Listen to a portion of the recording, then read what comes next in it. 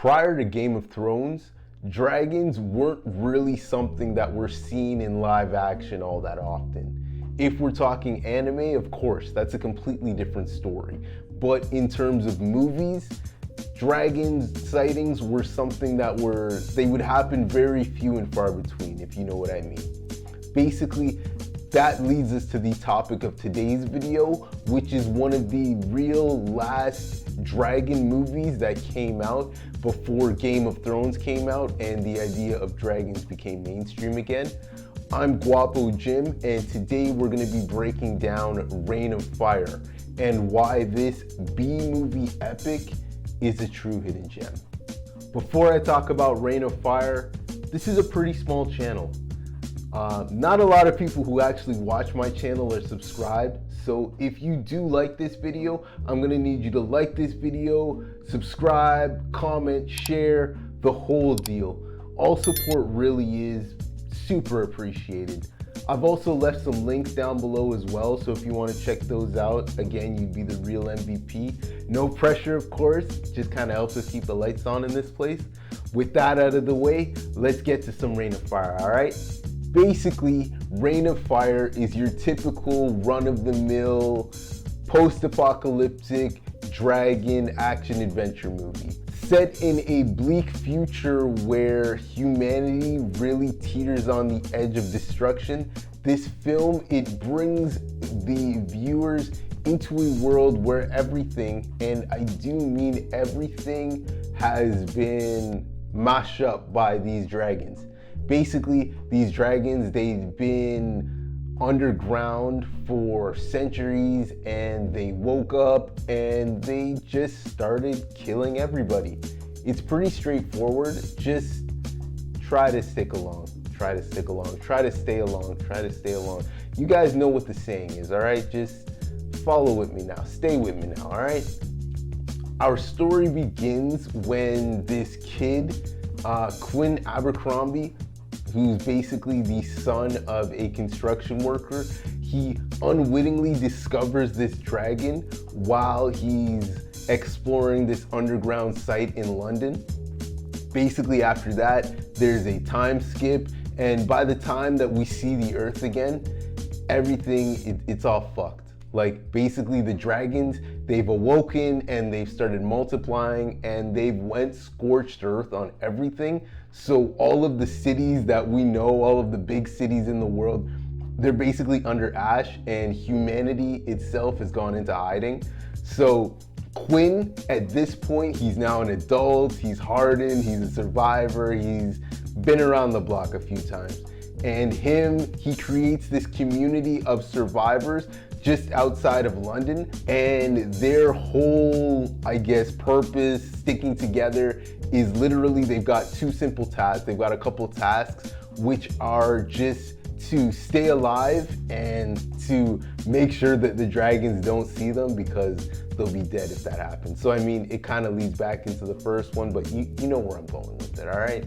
Basically, everything is legit for Quinn until this American, this rugged, like, you know, I don't want to say fucked up American, but you know what I mean, like that typical American bravado character, Denton Van Zandt. He comes in and he starts interacting with these guys from London, basically telling them, yo, like, I've got the cure, I know what we can do to fight the dragons, and I've got the key right there.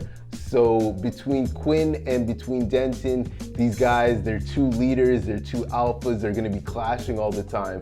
And it basically becomes this, I guess, story between their clashing ideologies, just because Quinn, he is in charge of this community, so he wants to make sure that they're okay and make sure that they're safe.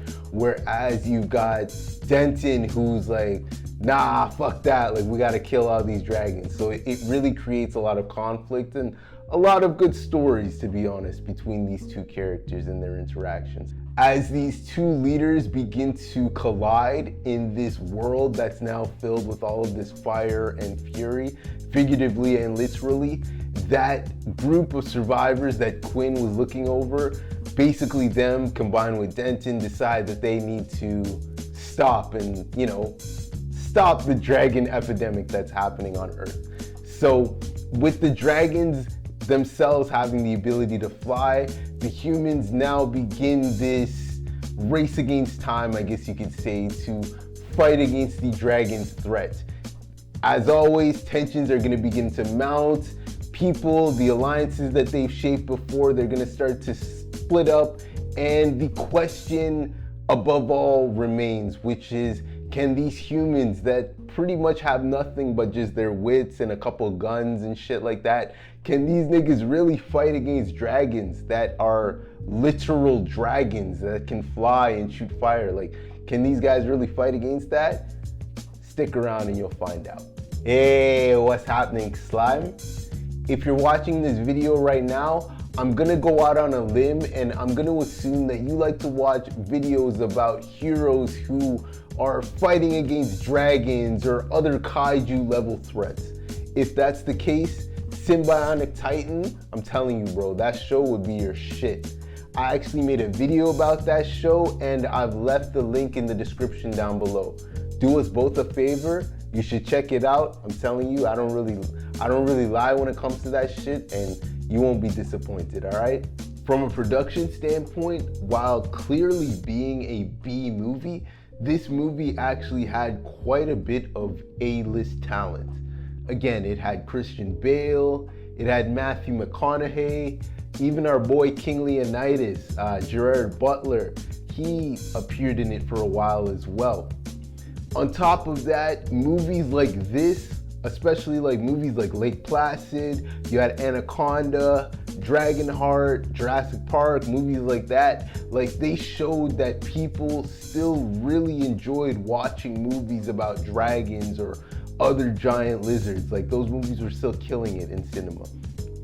Unfortunately, all of those factors, instead of setting the box office ablaze, the movie critics and the general audience as a whole, they put those fires out really quick. Because of this and the overall sentiment of the film, with it not being as super well received as it should have been, any talks of sequels were shelved, and again, you're not really gonna find anything about this film anymore. If you do still want to watch it, it is still available for streaming today. You can find it on Disney+. As a whole, I always had such a soft spot for this film. This movie is kind of nostalgic in the sense that, like, I can remember my dad renting this shit on DVD on a Friday night and the family, we all watching it together, you know? I even rewatched this movie just so that I can do this recap and review. And for the most part, it still holds up pretty well. I'm not gonna lie. This is me, just an opinion on my end, but I always thought that Matthew McConaughey was really underserved by not doing more action type roles, because this movie, it really did show that he had the physicality to do it. Denton, as a character, he felt real, and it's like I would have loved to have seen Matthew McConaughey in more roles like this. Obviously, maybe not necessarily with the dragons and, you know, that type of element, but just to see him in a more action type of movie, it would have been sick.